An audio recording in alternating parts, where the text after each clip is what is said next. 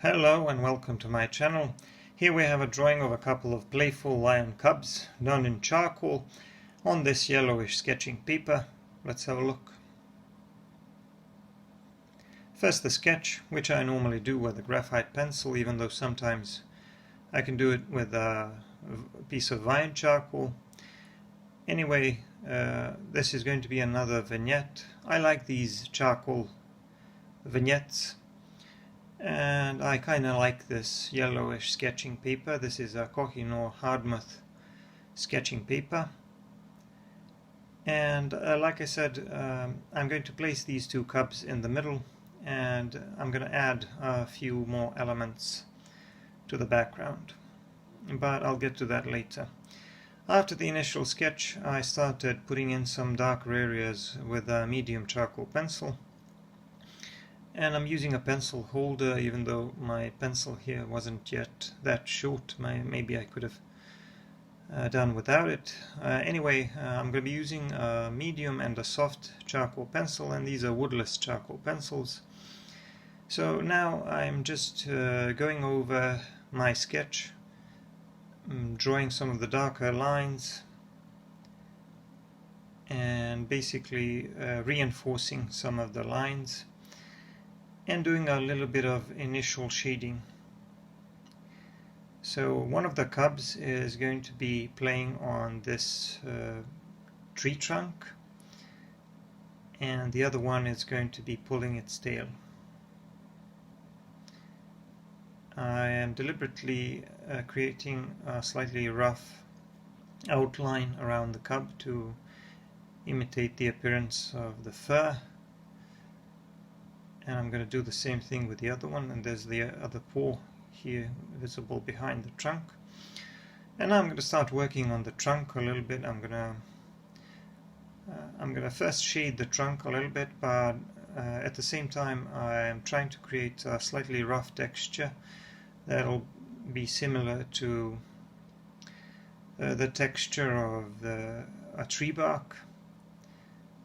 But like I said, I'm not covering everything very evenly. I'm varying the amount of charcoal I put in different places, because I want some parts of that trunk to be a little bit darker than the others, obviously. Because the light source is coming from above, the lower part of the trunk is going to be a little bit darker, and also the parts of it which are just under the cub are also going to be a little bit darker. There's going to be a little bit of shadow there as well. So I'm softening this texture a little bit with a brush. I'm mostly using brushes for blending here, but as you can see, not all of that texture, not all of those lines will disappear. And I wanted it that way. So now I'm going over it to create some additional detail. In the tree bark, I'm putting in these horizontal lines, or vertical, depending on how you look at them, that go along the length of the trunk, and I'm trying to draw something that looks like tree bark, and maybe adding a few knots here and there and things like that, just a few details to make this tree trunk or tree bark look a little more convincing. So I'm going to have more detail with these main subjects in the foreground, and I'm just going to put a little bit of background without putting too much detail into it. But I'm just going to focus on the cubs mostly. So I'm now using a soft charcoal pencil, and I'm adding a few touches of darker value under the cub, and now I'm moving on to some more details and the texturing and the shading of the cub. The thing is that when drawing fur, and I talked about this many times, you have to pay attention to a couple of things. First, the direction in which the fur grows, and the second is that the length of your strokes needs to match the length of the fur, and the length of the fur varies in different body parts of the animal. So I kind of have to try to match that with my pencil, but when the subject is relatively small, as it is here in this case, because it's a relatively small sketch. It's kind of difficult to imitate the length of the fur, so I'm going to try to do a lot of that work simply by using the broad side of my pencil and trying to produce some texture that kind of looks like short fur. And that's exactly what I'm doing now. But here and there occasionally I may add a few short strokes and a few of these darker lines in between that are supposed to look like folds in the fur where there is shadow. Folds in the skin and the fur where there is a little bit more shadow, and that's why these are darker. So again, like with the tree bark, my pencil naturally produces some texture, but I soften that texture a little bit with brushes, but not all of those lines, not all of that texture disappears, and some of it remains, and then I can go back and refine it a little bit more using my pencil. I also used a tortillon here and there for blending and for pushing the charcoal into some of these smaller areas where I need more accuracy, which I couldn't do with a brush. So I'm using a tortillon as both a blending tool and a drawing tool because, like I said, it has a nice tip and it's allowing me for more precision. So here and there I also used a little bit of pencil eraser to draw some of the highlights where the fur is a little bit lighter. And another thing that you can see with these lion cubs is that they do have some variation in their fur in terms of color, because they have some spots which they apparently lose later. And here my footage is a little bit blurry. I'm sorry about that. I don't really know why it went out of focus, but I'm just going to explain quickly what I'm doing. I used a pencil eraser to pull some highlights on the tree bark. Basically, I pulled some lighter lines above the darker ones to make it look like that part of the tree bark is sticking out, to make the tree bark look a little more 3D. And now I'm going to start putting in some background. I'm going to put some longer grass here in the background using some vine charcoal. And as you can see, I'm trying to shade around the other cub's ear because I want to create some contrast between the lighter hairs on the ear and the background, which is going to be slightly darker in that area. So I'm also doing the same thing on the other cub's head by trying to imitate the short fur using the scribbling motion, but like I said, on the ear itself we're going to have some areas of darker value and some areas of lighter value around the edge of the ear, which is going to be fairly light, almost completely white. And that's why I wanted to achieve some contrast with the background, and I added some of that grass in the back. And here I'm doing the same thing that I originally did with the first cub. I'm using a medium charcoal pencil to go over the sketch to create some darker lines, and basically when I'm confident that I have a good sketch in place, I can go over the lines that I created with a graphite pencil and make them a little bit darker. Anyway, now I'm trying to create some variation on the ground and to create some texture there as well. And also at the bottom of this grass, I want to create some darker areas in between the blades of grass. And I'm using a pencil to draw some of these lighter blades of grass, which are maybe getting more light from above, and I'm doing the same thing on the ground, trying to create some variation in terms of value to make the ground look a little more interesting. But I went over it with a brush a little bit because I honestly don't want too much detail and too much contrast in there, because I want the viewer to be able to focus on the cubs.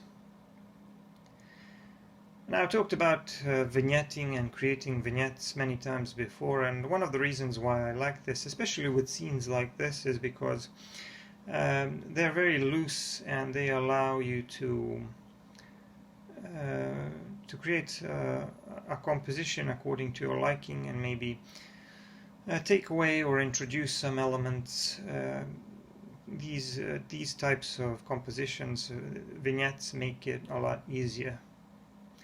So to explain what a vignette is, it's basically a drawing that kind of looks unfinished, in the sense that you didn't draw all the way to the edge of the paper.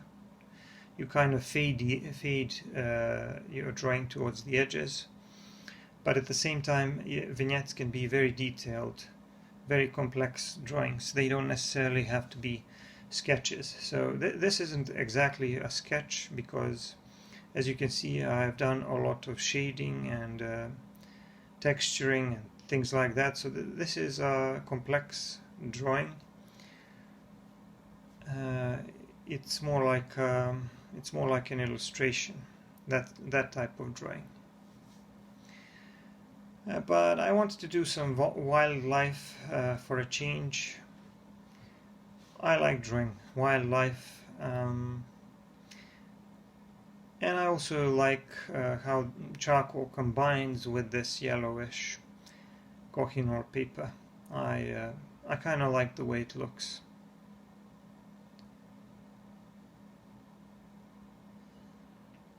So I've done most of the work on the ground, and that's about as detailed as I wanted. And now I'm just going to draw some branches in the top right corner, just to make my scene a little more interesting. So we're going to have some lower hanging branches here, and I'm adding some leaves using a piece of vine charcoal. Vine charcoal allows me to create these types of details very quickly.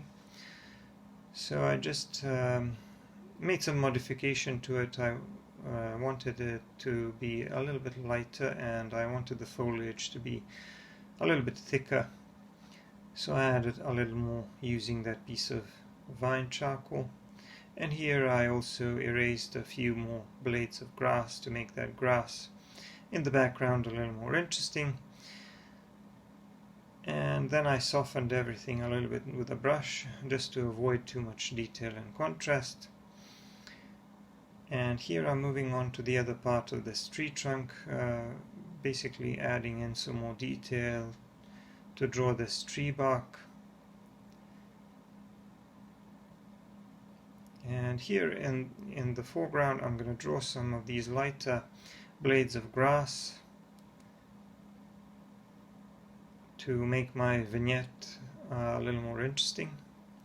Naturally, as you can see, I created a little bit of an asymmetrical drawing because I have those branches and leaves in the top right corner. I'm going to balance that out with my signature, which I'm going to put in the lower left corner. So I already planned that, which is why I'm creating this type of composition. I often talked about how you can use your signature to balance out the composition. Sometimes I deliberately create compositions that appear asymmetrical or unbalanced, so that I can later add a signature and balance them out. And this is going to be one of those cases. So here I'm drawing some of these folds in the other cub's fur, and at the same time I'm trying to create more variation in its fur, because like I said, these cubs have these spots which you can't really see on adults.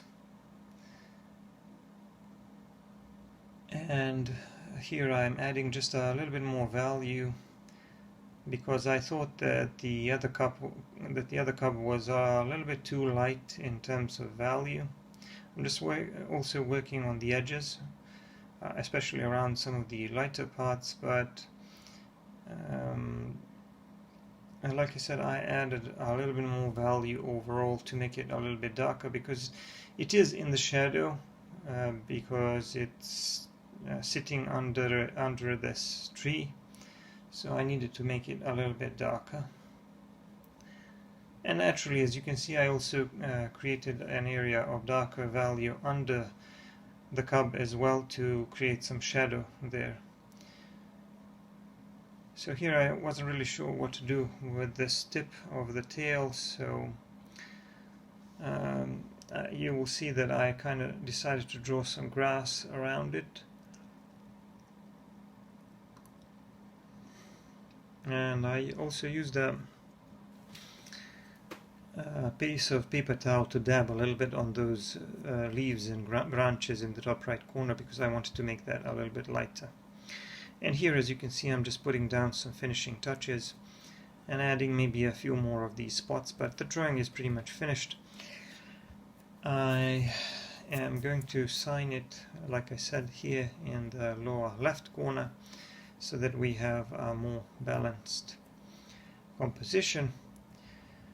So it's a cute little scene. I hope you like it. Don't forget to check out my other videos. Don't forget to give me a like and subscribe.